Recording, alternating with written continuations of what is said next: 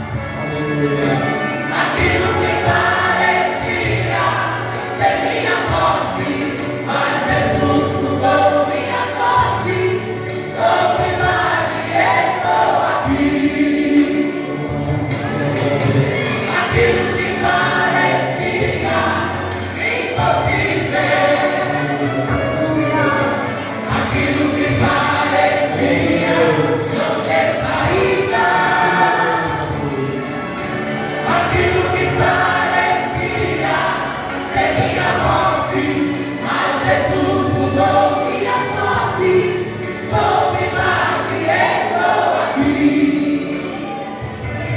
Aquilo que parecia impossível, aquilo que parecia não ter saída, aquilo que parecia ser minha morte, mas Jesus mudou minha sorte. Sou milagre, estou aqui.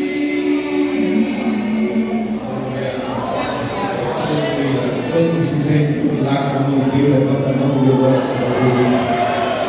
Ele fez um milagre na sua vida e é por isso que ele merece ser glorificado e exaltado. Glória a Deus. Ouviremos essa comissão, louvar a Jesus.